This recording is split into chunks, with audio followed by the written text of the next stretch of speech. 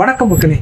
கடந்த ஒரு மாத காலமா மக்கள் அனைவரும், இந்திய மக்கள் அனைவரும் உற்று நோக்கி அரசியலையே பார்த்துக்கிட்டு இருக்காங்க. அது என்னப்பா, இது என்ன புதுசா? டீ கடையில அரசியல் பேசிக்கிட்டு இருந்தாங்க, சலூன்ல அரசியல் பேசிக்கிட்டு இருக்காங்க, தினமும் நியூஸ் பேப்பர் பார்த்துக்கிட்டு இருந்தாங்க. 50 வருஷம் 60 வருஷ காலமா அரசியல் பார்த்துக்கிட்டு பேசிக்கிட்டு இப்படிதானப்பா இந்தியா முழுக்க இருந்தாங்களே அப்படின்னு சொன்னா இல்ல.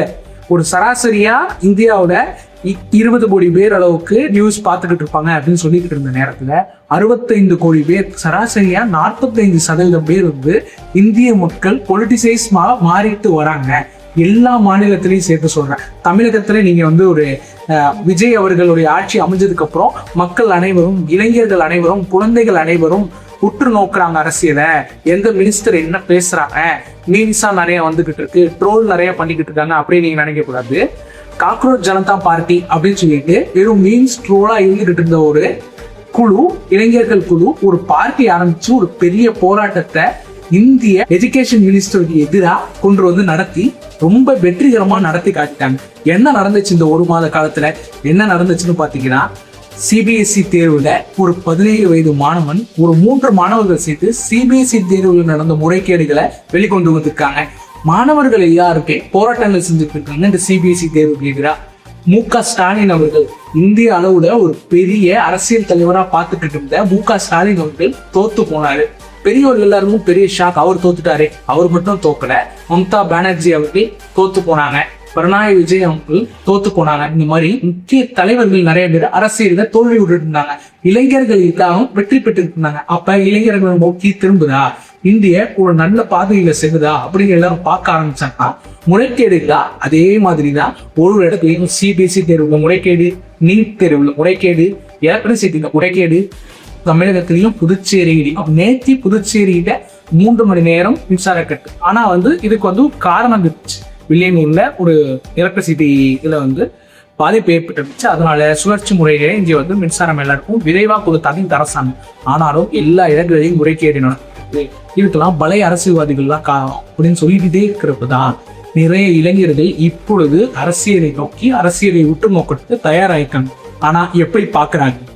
நம்ம பார்த்துக்கிட்டு இருக்க ஒரு ரீல்ஸ்லயும், மீம்ஸ்லயும், ட்ரோல்ஸ்லயும் 85லேருந்து 92 விழுக்காடு பொய்யான செய்திகள் தான் வருதுன்னு பிபிசி சொல்றாங்க. அந்த மாதிரி ஏகப்பட்ட தவறான செய்திகள் இன்ஸ்டாகிராம்ல உள்ள போட்டுக்கிட்டு இருக்காங்க. எக்ஸ்லியா நமக்கு வந்து சேர்ந்துட்டு இருக்கு அப்படின்னு சொல்றாங்க. அப்போ சரியான தகவல்களை, சரியான அரசியலை நோக்கி இளைஞர்கள் திரும்ப வேண்டும். இளைஞர்கள், மக்கள் எல்லாரும் அரசியலை பாக்குறாங்க, இந்திய மக்கள் எல்லாரும் அரசியலை பாக்குறாங்கன்னு ஒரு ஸ்டாட் பார்த்தோம்னா, இந்த மாதிரி தவறான செய்திகளை பாக்குறாங்களே அப்படின்னு நம்மளோட மனசும் கொஞ்சம் குற்றமா தான் இருக்குது.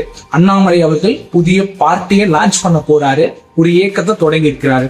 ரஜினிகாந்த் அவருடைய மனைவி ஒரு இயக்கத்தை தொடங்கி இருக்கிறாங்க. இந்த மாதிரி உற்று நோக்கி பல இளைஞர்களை உள்ள கொண்டு வரதுக்கு, அரசியல் கொண்டு வரதுக்கு நிறைய பேர் தயாராகிட்டு இருக்காங்க.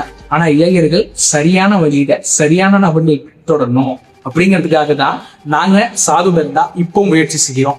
டெய்லி ஒரு கண்டென்ட், உண்மையான கண்டென்ட், ரொம்ப சரியானது, ஒரு விஷயத்தையும் உள்ள அறந்து சரியான தேர்ச்சி பெற்ற நபர்களுடைய வாய்ஸாகவே நாங்க பேசுறதுக்கு தயாராயிருக்கோம்.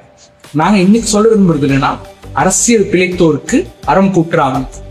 இந்த வசனத்தை எதுக்காக சிலப்பதிகாரத்துல இருந்து சொல்றோம்னா, தமிழகத்தில் நடக்கிற அரசியலை பார்த்து இதெல்லாம் முன்னாடியே நடந்தது இல்லையா, காங்கிரஸ் போயிட்டு சேர்ந்த மாதிரி காங்கிரஸ் நிறைய பேர் முன்வையா அப்படின்னு ஒரு தப்பு கேள்வி கேட்டு இருக்காங்க. அதே சமயத்துல காங்கிரஸ் செய்த துரோகம் இதையே தான் பிஜேபி பல மாநிலங்கள்ல செஞ்சுக்கிட்டு இருக்காங்க. காங்கிரஸ்க்கு அவங்களால எப்படி செய்ய முடியுது அப்படின்னு பல கட்சிகள் கேட்டுக்கிட்டு இருக்காங்க.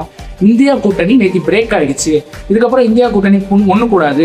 திமுக அதுல இருந்து வெளில போயிடுச்சு, மம்தா அதுல இருந்து வெளியில போக போறாங்க, அகிலேஷ் அதுல இருந்து வெளியில போக போறாங்க, தேஜஸ்வி அதுல இருந்து வெளியில போக போறாரு. நேற்றையே அரவிந்த் கெஜ்ரிவால் வரல, கம்யூனிஸ்ட் அவர்களுடைய அதிருப்தியை தெரியப்படுத்திட்டாங்க, விடுதலை சிறுத்தைகள் தெரியப்படுத்திட்டாங்க அப்படின்னு சொல்லிட்டு அந்த கூட்டணி பிரேக் ஆகி இப்போ தேர்ட் ஃப்ரண்டா ஒரு கூட்டணி ஃபார்ம் ஆகும் அப்படின்னு சொல்றாங்க. இந்த மாதிரி அரசியல்ல பல மாற்றங்கள் வந்து கொண்டே இருக்கிறது. அரசியலை உற்று நோக்கும் இளைஞர்களுக்கும், பெரியவர்களுக்கும், குழந்தைகளுக்கும் எங்களிடமிருந்து சரியான, தெளிவான, புரிதலுடைய அரசியல் செய்திகள் தினமும் வந்து கொண்டே இருக்கும். அதற்காக சாது மரத்தாவை பின்தொடரும்.